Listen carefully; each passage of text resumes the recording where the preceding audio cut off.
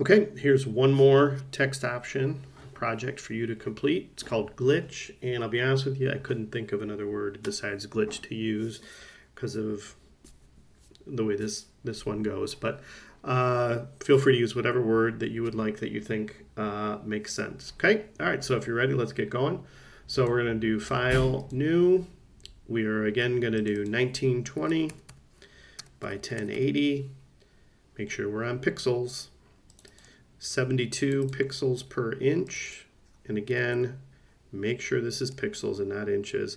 We're going to do black as the background for this one because it'll be easier to see the changes that we make. Okay, so we've got a nice new fresh document here. So let's go ahead and go to our text tool. And once again, if I want you to try to download a font from Adobe by clicking this Adobe Fonts link right here, which will launch a browser window. And you are going to do a search for Oswald. And that should come up here. And then there's a number of fonts that you can tick on. I've already got all of them on. So yours will be grayed out. You should click these and then they should show up immediately. If you cannot download them, choose any other font that's got kind of nice fat letters. They can't be real skinny for this project. Okay. All right. So we're going to do, I'm going to do Oswald Heavy in this case. I'm going to do 500 as my pixel size for this and white as my font color. Then I'm going to go ahead and drag out with the text box, drag this out, and then immediately without clicking away from the text because it's going way off the screen, I'm just going to type in, I'm going to do all caps. The example was not all caps, but it will look better if it's all caps. Okay, and just adjust my text box and then click the check mark when I'm done. If I don't like where it's at, I can just use the move tool to move it around. Okay, all right, so that's pretty good. Actually, I'm going to move that down just a little bit. Okay, so now we're going to go ahead and right click and then go to blending options. And we are going to uncheck, we should be just on the blending options choice right here. We're going to uncheck the G and B for this right here and click OK. We're going to duplicate this layer by dragging it to the plus sign. We're going to again go to blending options, but this time we're just going to double click on an empty area on the layer. This time we're going to check G and B but uncheck R and click OK. Then we're going to click on our move tool. If you don't have it selected already, we're going to make sure that we have the top layer selected. And we are going to hit the down arrow 12 times. 1, 2, 3, 4, 5, 6, 7, 8, 9, 10, 11, 12. I'm just hitting the arrow key on my keyboard. And then the right arrow 12 times. 1, 2, 3, 4, 5, 6, 7, 8, 9, 10, 11, 12. And you can see the effect we're getting there. You can see the red and kind of the light blue along with the white that's happening right there. All right, so now we're going to select both layers in the layers palette. I'm going to hold the control key down. So I click on one, I hold the control key down, then I click on the others. I have them both selected. I'm going to right click and convert to smart object, which is basically going to combine those two layers together. And then I'm going to right click on the new combined layer and select rasterize layer so I can edit it directly. Now you're going to go to the marquee tool, you're going to select the rectangular marquee, and you are going to drag 4 skinny marquees across the letters. Oh, and very important that you have the add to selection checked. So not the first one over, because the first one over, when you go to draw another one, the one you had will disappear. So we want, when we draw one, we want it to stay. So if we choose add to selection, we can then draw multiple ones. The key is make sure it goes across all the letters. You don't really want them too close to each other, and they don't have to be all the same size. If they go outside the letters, does not matter, but they have to cross the letters completely. So drag those across, then without deselecting them, click on the move tool at the top, and we are going to do the left arrow 8 times. 1, 2, 3, 4, 5, 6, 7, 8. So what's happening is we're moving only the parts of the letters that are covered by the marquee there. So we're going to deselect this by going select deselect, and you can see kind of the effect that we have going on there right now. All right, so now we're going to distort this a little bit. So we're going to go to Filter, Distort, Filter, Distort, Wave, excuse me, Filter, Distort, Wave.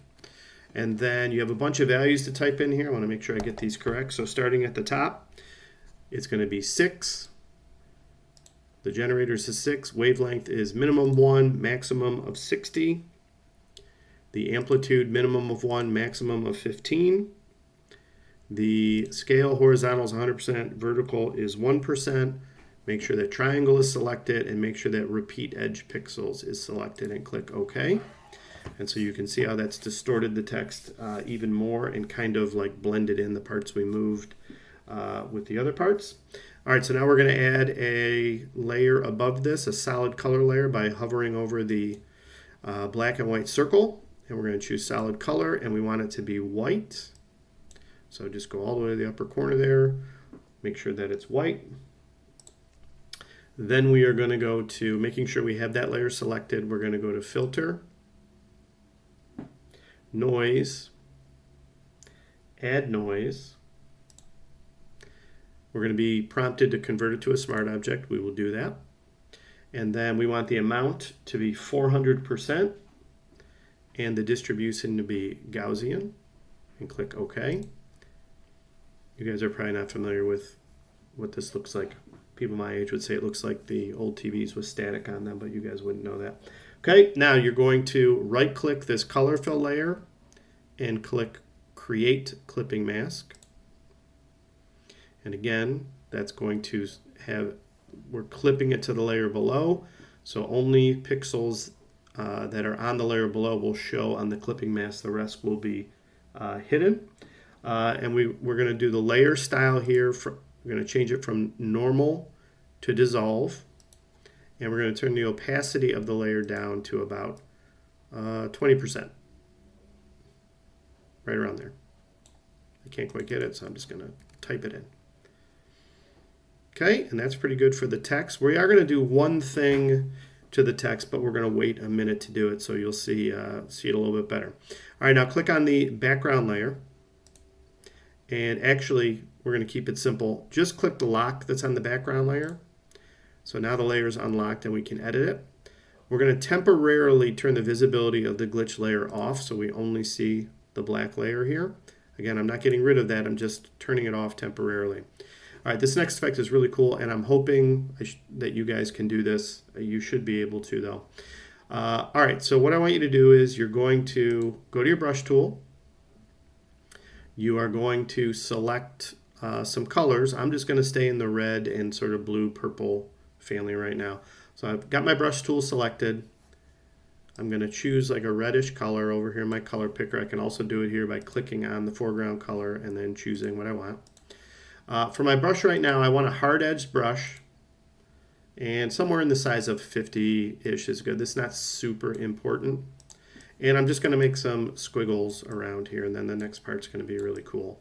So, we have this, this sort of crazy looking text, this sort of manic text that's got a lot of movement to it.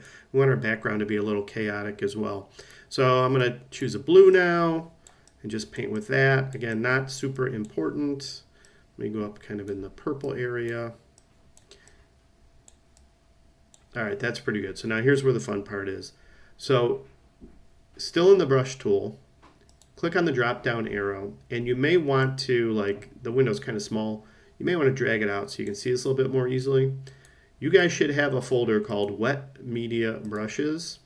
Expand it, and then there should be one called Kyle's Paint Box Wet Blender 50. I'm going to click on that. So this is not actually a brush. You're going to notice when I use it that my brush tool is no longer selected, my smudge tool is selected. But the cool thing is now when I paint over paint, you can see what it does to it. And if you paint over multiple colors, it'll mix them together. So have a little fun messing around with this.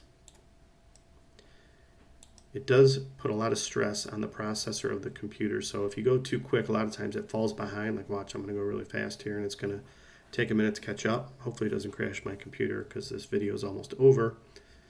But you can play around with this.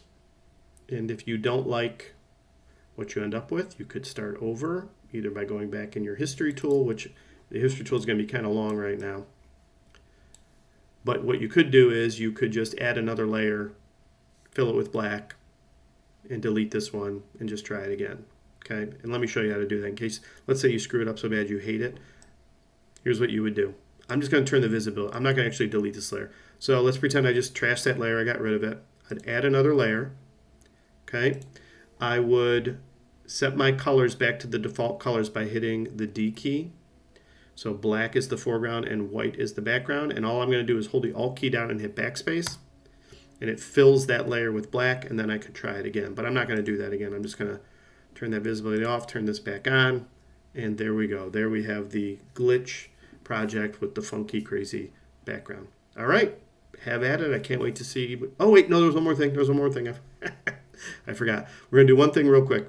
On the glitch copy layer, double-click on that layer in an empty spot, and we are going to add a stroke around that layer. So click on stroke, and make sure it's black. And I have the pixel size set to 3. You can see if it gets bigger what happens there. But we wanted just a little definition around it. Although I wonder, no, white won't look, I don't think white will look good. No, I don't like that. We're going to keep it black. So I'm going to put a stroke of around 5 around that, just to give it a little bit of definition so it kind of pops out from the background a little bit. Okay, now I'm done. Have at it. I can't wait to see what you come up with.